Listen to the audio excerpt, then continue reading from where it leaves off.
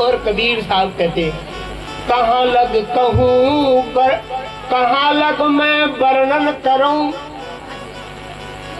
कहाँ लग मैं वर्णन करूं, अब गुण धरे अनेक। साहिब कहते हैं कहाँ तक मैं वर्णन करूं, ये मनुष्य जीवन धर करके निरे अवगुण करता है। हाँ, ढेर अवगुण, शराब पिए, मांस खाए, मुर्गा खाए, गंदी गंदी चीजें खाए, बीड़ी पिए, सिगरेट पिए, ऐसी गंदी चीजें खाए खाए के ये जी रहा है। कहाँ लग मैं वर्णन करूं। हाँ, अवगुण धरे अनेक, ऐसे अवगुणों को धर लेता है। कहाँ लग मैं वर्णन करूं, अवगुण धरे अनेक। अमृत विष एक ही में शान है रे, अमृत विष एक ही में। पहले वाने शराब पी ली, बाकी बाद में और गंदी चीज, और पहले दूध पी लिया, उसके बाद और गंदी चीज खा ली। ऐसी सब चीजों को इकट्ठा खा रहा है। एक कबीर साहब करे अमृत और विष एक में मिला रहा है। अमृत विष एक ही में शान है रे, ये अमृत और विष को तू एक में कैसे सान के जा रहा है। इसलिए कबीर साहब कह रहे हैं ये तुझे ज्ञान गुरु की शरण में हो सकता है। अमृत विष एक ही में शान है रे, मैंने लाख कई समझाए, सीख मेरी एक न मानी रे। साहिब कहते हैं पढ़ पढ़ के पढ़राव है, सुन सुन हो गए ईंट, और कहे कबीर विचार के ज्ञान की न आई छींट। किसकी?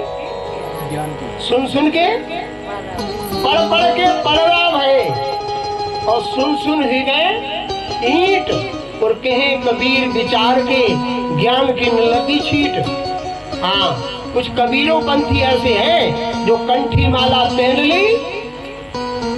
हाँ, चलो मठिए में चले जा रहे हैं। हाँ, चलो देविये की जात लगाए आ रहे हैं। तो कबीर साहब कह रहे मैं लाख कई समझाए, सीख मेरी एक ना मानी रे। मेरी सीख नहीं मानते हैं लोग। अरे चलो ऐसो करे आओ, बा देवी को पूजे आएंगे तो फुरिया ना लिख रहे। हाँ, बाकी जात लगाए आओ, बाको ऐसो करे आओ, बाको वैसो करे आओ। कबीर पंथी होने के बाद तुम्हारे अंदर अज्ञान ही नहीं गया। एक कबीर साहब की शिक्षा, कबीर साहब सुंदर बात कहते हैं मैं लाख कई समझाए, सीख तूने एक ना मानी रे। तो साहिब को मानने वाले उस एक परमात्मा को मानते हैं, और ये जितनी मूर्ति पूजा नहीं करते हैं, मूर्ति पूजा नहीं करते हैं। मूर्तियां मनुष्य ने बनाई है। कबीर साहब को मानने वाले साकार को पूजते हैं। साकार कौन है? माता पिता जिंदे, चाचा ताऊ जिंदे, ताई ताऊ जिंदे, दादा दादी जिंदे। इनको अगर दुख है तो इनकी सेवा करो। ये हैं तुम्हारे सारे देवी देवता, ये देवी देवता ये जिंदे हैं, इनकी सेवा करोगे आशीर्वाद मिलेगा।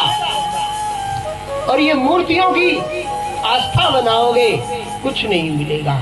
एक कबीर साहब सुंदर बात कहते हैं मैंने लाख कई समझाए, सीख मेरी एक न मानी रे। तो अगर कोई गलती कर रहे हो कंठी माला पहनकर, तो समझ लेना कि अभी हमारी पढ़ाई पक्की नहीं है और हम गलत रास्ते पर अभी जा रहे हैं। हमारा चैप्टर पक नहीं रहा है, हम अभी भ्रम में पड़े हुए हैं। तो भ्रम में नहीं पड़ना। अभी हमारे देखो कुछ लोग उठे, ये देखो तिनका तोड़ा जाता है। मैंने एक ही से तिनका तोड़वाया और नहीं तोड़वाया। क्यों?